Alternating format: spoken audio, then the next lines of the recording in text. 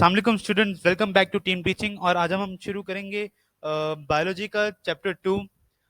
और उसका हमने शुरू करना था ऑब्जर्वेशन से। पहली वीडियो मौजूद है, उम्मीद है आप सब लोगों ने देख ली होगी। आज हम थोड़ा सा लॉन्ग टॉपिक कवर करेंगे, तो बनी रहिए इस वीडियो में। चलिए हम शुरू करते हैं ऑब्जर्वेशन। अब ऑब्जर्वेशन क्या होता है? The first step is to identify the reason of the problem, followed by the formulation of a question. अच्छा, तो फर्स्ट स्टेप जो होता है, अगर हम उसको फॉर एग्जांपल आपके पास एक रीजन है, एक प्रॉब्लम का आपके पास एक रीजन है कि भाई इस वजह से ये जो है ये प्रॉब्लम हुई, तो उसका फर्स्ट स्टेप क्या होगा? आप उसको आइडेंटिफाई करोगे ना कि ये किस तरह हुआ, जिसका एक पूरा फॉर्मूला टाइप क्वेश्चन होता है, व्हाट हैज बीन ऑब्जर्व। पे आप उसको ऑब्जर्व करोगे कि इसके अंदर ये प्रॉब्लम किस तरह आई है, किस इसका रीजन ये क्यों बना है। ठीक है। The solution of a biological problem starts with observation. जो सोल्यूशन है बायोलॉजिकल प्रॉब्लम का, जो भी आपकी बायोलॉजिकल प्रॉब्लम है, उसका सोल्यूशन जो स्टार्ट पहली चीज किससे होती है? नंबर टू, ऑब्जर्वेशन से। Your observation can not be anything from plant movement to animal behaviour. आपकी ऑब्जर्वेशन जो है वो कुछ भी हो सकती है, प्लांट मूवमेंट से लेके एनिमल बिहेवियर तक। And observation is a statement of knowledge gain through the senses. Observation जो है एक ऐसा नॉलेज है जो कि आपको सेंसेस के थ्रू भी गेन हो सकता है। अब आपको इस बात को मजीद समझने के लिए मैं आपको डायग्राम के अंदर भी समझाऊंगा, क्वांटिटेटिव और through the use of scientific equipment. और या तो हम इसको जो है वो क्वालिटेटिव कहेंगे, या फिर साइंटिफिक इक्विपमेंट्स के थ्रू भी जो है वो आप आइडेंटिफाई कर सकते हैं, जिसको हम कहते हैं क्वांटिटेटिव। अब इन दोनों में क्या फर्क है? नीचे आपके पास डायग्राम दिख रही होगी, क्वांटिटेटिव और क्वालिटेटिव। ठीक है। क्वांटिटेटिव में क्या होता है? Data refers to measurable observations tools for quantitative data. ये जो आपके पास जो है साइंसी तौर पे जो ये टूल्स जो हैं यूज होते हैं डेटा को रिफर करने के लिए, ठीक है, ऑब्जर्व करने के लिए, तो these are called the quantitative tools. ठीक है। इसको हम कहते हैं क्वांटिटेटिव मेथड, ऑब्जर्वेशन के थ्रू जो है उस प्रॉब्लम को सॉल्व करना। फिर दूसरा आता है हमारे पास क्वालिटेटिव।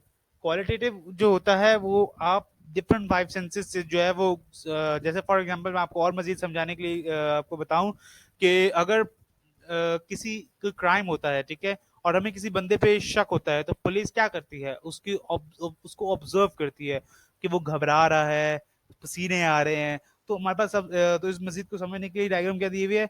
उसकी आई साइड घबरा तो नहीं रहा, हेयरिंग में कैसा है, देखो होता है ना, जैसे फॉर एग्जाम्पल मैं हूँ, अब मैं जो है वो बयान दे रहा हूँ, और सामने वाला मुझसे सवाल पूछे, मैं बोलूँ हाँ क्या कहा, इस तरह हेयरिंग में प्रॉब्लम, टेस्ट में प्रॉब्लम, टच, तो स्मेल। तो these are the two main methods of observation. Number one is quantitative and number two is qualitative observation. ठीक है।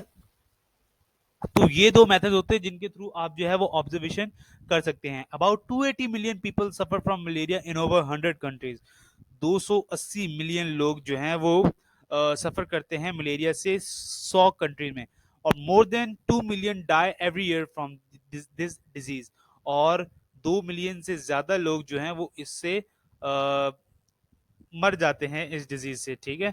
In 1880 a French physician Laveran studied the blood sample of malaria. 1880 में एक French physician था जिसका नाम था लेवरेंट। उसने blood sample लिया मलेरिया का, उसको स्टडी किया patient under microscope and observe tiny creatures in it. उसने क्या ऑब्जर्व किया? जब उसने जो है वो ब्लड सैंपल लिया एक मलेरिया पेशेंट का, उसने क्या स्टडी किया? उसने ऑब्जर्व किया कि बहुत बहुत बहुत जो है वो आपको पिक्चर में भी नजर आ रहे हैं, बहुत बहुत छोटे जो है माइक्रोस्कोप के थ्रू जो है इसके अंदर क्रिएचर्स हैं। उसको उन क्रिएचर्स का उसने नाम दिया प्लाज्मोडियम। अच्छा, ये जो हाईलाइट हुए ना, इसको याद कर लेना फिलिंग द ब्लैंक्स के लिए।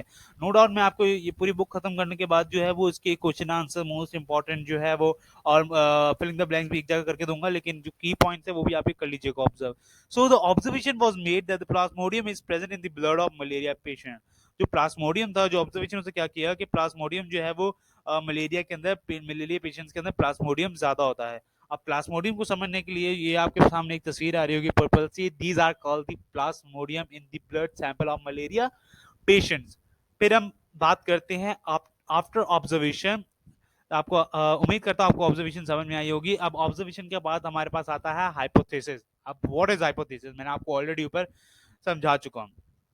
अब हाइपोथेसिस क्या होता है? Hypothesis is a key component of the scientific process. Hypothesis जो है एक की कंपोनेंट है, एक इंपॉर्टेंट फैक्टर है साइंटिफिक प्रोसेस का। It is defined as the intelligent guess made by a scientist. ये हम इसको कहेंगे कि आप एक जैसे नहीं आपको एक शक पता चलता है कि यार हम अगर जैसे हम पुलिस वालों की एग्जांपल लेके चल रहे हैं ना, तो अब हमें पता चलता है कि यार एक खास सबूत मिला है उस बंदे तक पहुंचने के लिए, तो हम हाइपोथेसिस को उसकी जगह रख के जो है वो समझते हैं। ठीक है, अब हाइपोथेसिस क्या होता है, इंटेलिजेंट गेस होता है जो साइंटिस्ट जो है वो एक स्टेटमेंट की फॉर्म में लिखते हैं कि भाई ये चीजें हमें मिली हैं, तो इसके थ्रू जो है हम जो है वो सुराग लगा सकते हैं। It is important to note that a hypothesis must be testable. अच्छा, हाइपोथेसिस को अगर जिंदगी में रियल उस पे परफॉर्म करना हो तो ये पीछे से लाजमी जान लें कि हाइपोथेसिस जो है वो एक्सपेरिमेंट के थ्रू जो है एक स्टेटमेंट क्रिएट हो, हाइपोथेसिस जो है वो एक्सपेरिमेंट के थ्रू जो है वो क्रिएट किया हो। ऐसे नहीं है कि किसी ने भी हाइपोथेसिस दे दिया और आपने उस पर बिलीव कर लिया। ठीक है, तो आपको ये दो चीजें जो है मेन समझनी है। Your hypothesis must either be supported और फॉल्सिफाइड बाय योर एक्सपेरिमेंट। आपका हाइपोथेसिस जो है वो एक्सपेरिमेंट के थ्रू जो है वो सपोर्ट होना चाहिए, या फिर अगर फॉल्स भी है, अगर नाकाम भी है आपका हाइपोथेसिस, तो भी आपका एक्सपेरिमेंट साथ होना लाजमी है। इस मजीद एग्जांपल को बात को समझने के लिए हम एग्जांपल समझते हैं मलेरिया की दोबारा।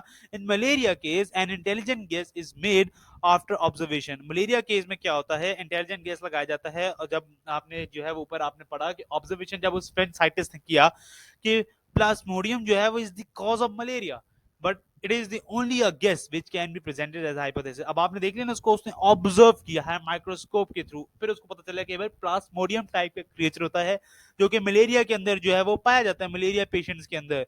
बट ये एक इंटेलिजेंट गेस था जिसको हम हाइपोथेसिस का नाम देते हैं। अब शायद आपको जो है वो हल्की हल्की बात समझ में आ रही होगी। अच्छा, अब हम बात करते हैं रीजनिंग के ऊपर। ठीक है, अब आप देख रहे हैं हर चीज का एक एक फैक्टर है। ठीक है, हमने ऊपर बायोलॉजिकल साइकिल पढ़ी, अब ये है रीजनिंग। ठीक है, हाइपोथेसिस के बाद आता है रीजनिंग। रीजनिंग क्या होता है, biologist collect information about the problem and formulate the hypothesis by using a reasoning process. Biologist जो है वो इंफॉर्मेशन कलेक्ट करते हैं एक प्रॉब्लम की। ठीक है, जो बड़े बड़े बायोलॉजिस्ट हैं वो इन्फॉर्मेशन, छोटी छोटी इन्फॉर्मेशन कलेक्ट करते हैं about the problem and formulate the hypothesis, और उस हाइपोथेसिस को जो है वो अंदाजा लगाते हैं by using a reasoning process. कैसे अंदाजा लगाते हैं, छोटी छोटी इन्फॉर्मेशन, भाई एक स्टेटमेंट आपके पास आ गई है और एक बंदे ने जो है ऑब्जर्व करके दे दिया आपको, कभी इसमें प्लाज्मोडियम होता है, फिर उसने एक स्टेटमेंट लिख दी कि भाई ये चीजें हो सकती हैं, इससे ये किल हो सकता है, वो आपका हाइपोथेसिस एक स्टेटमेंट क्रिएट होगी। फिर रीजनिंग क्या होती है, जब भी छोटी छोटी इन्फॉर्मेशन हो गई तो उस प्रॉब्लम को मजीद फॉर्मुलेट करने के लिए hypothesis by using a reasoning process. अब उसको एक रीजन देते कि भाई ये किस रीजन के थ्रू हुआ है। ठीक है, I inductive reasoning and deductive reasoning. इसी रीजनिंग को दो और नाम दे दिए हैं, क्या है, एक इंडक्टिव रीजनिंग और डिडक्टिव रीजनिंग। अब भाई इंडक्टिव रीजनिंग और डिडक्टिव रीजनिंग में क्या फर्क है, आपको जो है वो नीचे दो तस्वीरें नजर आ रही होंगी। एक इसमें है फीमेल एनोफिलिस मॉस्किटो जो आप ऊपर पढ़ चुके हैं, ये भाई मलेरिया को जो है मॉस्किटो जिससे हमें मलेरिया होता है। अब दूसरी साइड पे आप देख रहे होंगे मलेरियल पैरासाइट्स, किस किस तरह से ये काम करता है। मैं मजीद इसको गहराई में नहीं जाऊंगा, आप मजीद इसको पॉज करके वीडियो को समझ सकते हैं। ठीक है, अब हम बात करते हैं इंडक्टिव